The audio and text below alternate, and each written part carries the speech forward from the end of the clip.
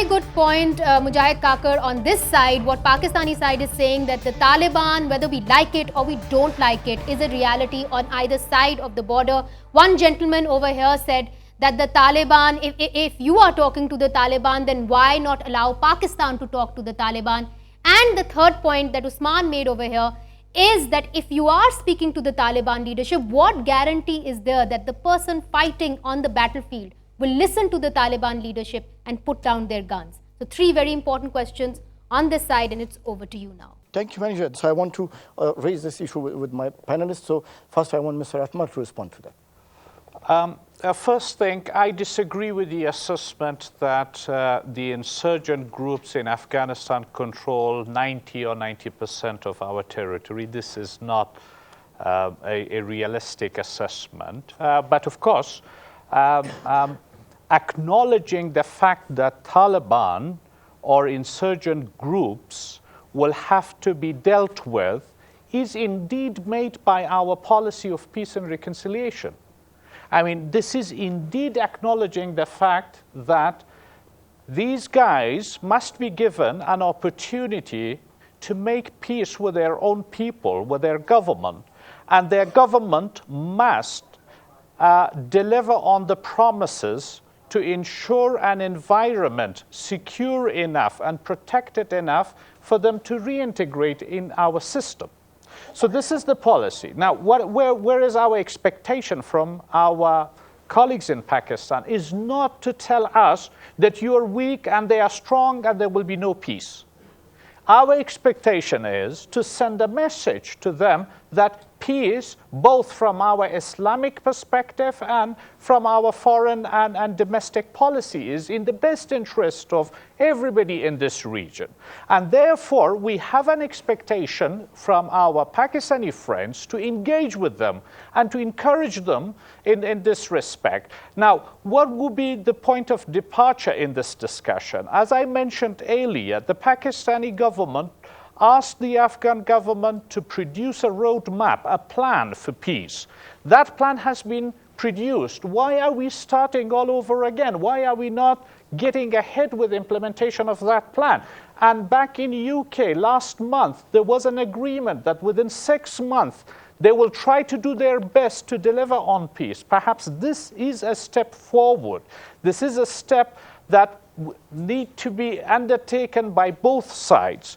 Back to the issue of whether the two scenarios that my colleague Durrani Saib actually tried to describe, I agree with you. The bad scenario and the acceptable scenario. Now, where I would highlight a fact is that the worst case scenario is not going to be in the interest of anybody, neither Afghanistan nor Pakistan. So it is our responsibility to work to make sure that that scenario does not happen. The steps that we need to take is, one, to support the peace and reconciliation process. Two, for Afghanistan and Pakistan to reach a strategic consensus on their mutual expectations and concerns. Now, are these steps too difficult to take? I don't think so. If we have a political will, we can do this. Thank you. Yeah, Mr. Saleh, I want to respond to three questions. Basically, as one of our friends in Islamabad raised the question that some Afghans who spend their winter in Pakistan and then summer in Afghanistan, who are they? They are sympathizer of the Taliban or what? And then the other question is are the Taliban really that much powerful in Afghanistan that the main or the major factor between the Afghanistan and Pakistan relation? And also the other thing that if the Afghan government want to reach to the Taliban or start dialogue with the Taliban, so why the Pakistan did not do that? Okay. I heard this phrase called Taliban or a reality. I would say they are a harsh reality, and it is in the best interest of Pakistan to distance from a harsh reality and ally itself with a positive reality, which is the majority of the Afghan people, which is the government of Afghanistan. Because if we recognize realities of that nature in each other country, then you have to also know that within Pakistan also there are realities that if we recognize those realities as part of your life, then also Pakistan will also face fragmentation of power, fragmentation of state authority. Nobody is doubting that the Taliban are a reality, but they are a harsh reality like cancer. Cancer is a reality, but we all try to fight it and remove it through operation. Secondly, the scenario making, what will be the strategic environment in 2014 and beyond. Our desire is that the strategic environment in 2014 should be a stress-free environment, a conflict-free environment. But the ball is in the court of Pakistan to some extent to ally itself with Afghanistan, not with the Taliban. If you keep pushing us to accept a reality named Taliban, that will put us in defensive position. And that defensive position will make us to prepare for worst case scenario. Worst case scenario, we have to defend democratic space against a Pakistani-backed intrusion. For us to move beyond, let us take into consideration the aspiration of the young generation in both countries. The young generation are anti-Taliban, whether they are in Islamabad or in Kabul. Who are pro-Taliban? It is HQ Rawalpindi, which is pro-Taliban. If you want to move beyond, change your policy. Just a quick response and then we have to round up the debate. The business in which Mr. Amrullah Saleh was, and I also once upon a time, we don't make value judgments. We look at the reality on ground, and if we find that they have a certain power potential, well, that is how we deal with that. I'd rather answer the question how to prevent the worst case scenario. I think Pakistan has done a reasonably good job. We've mended fences with India, with Iran, with Russia.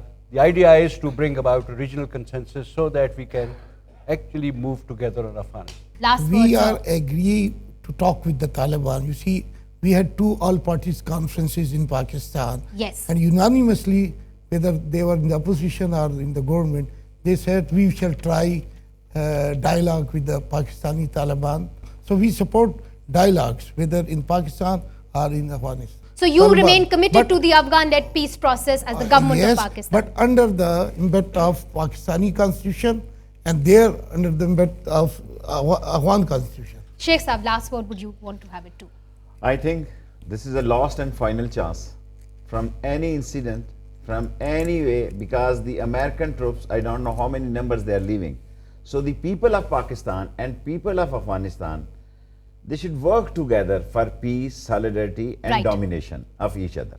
So- And this is the only way. So a message of peace from Sheikh Rashid Ahmed, and I'm sure that the youth over here also has a message for peace. Over to you, Mujahid Kakar. Thank you very much, Mariza. And now I have my friend, Mr. Atmar, want to have a comment on the issues which was raised by our friend. So yes, Mr. Atmar. These two statements are very much encouraging. One, that Pakistan is trying to help with building regional consensus, and second, Sheikh Saib said basically that Pakistan would like to move beyond this blame game and look at the future. I can assure you that the Afghan side has the same commitment. The blame game cannot resolve our problems today. The only thing that can address the crisis that we have to deal with today is honest and accountable and effective action on both sides. But that will have to be pretty soon framed in an agreement between Pakistan and Afghanistan, first and foremost, and then second step will be to build regional consensus. Thank you. Thank you, Mr. Atmar. Mr. Very Atmar. briefly to the remarks of my brother, General Asad Durrani, he said in the profession of Mr. Saleh and myself, we do not make judgment. In the 65 years of your history, much of the judgment in your country has been made by people like yourself and the army, not the politicians. Thank you. Yeah, thank you. Thank you very much for Mr. Hanif Atmar and Mr. Amrullah Saleh and our guest audience who are here in Kabul with us, and also the Express News which was today part of that discussion. Hopefully, we are looking forward to have a constructive dialogue with Pakistan and also have a good relation and just solve the issues which are between the Afghanistan and Pakistan. And thank you, Vanessa, from you as well.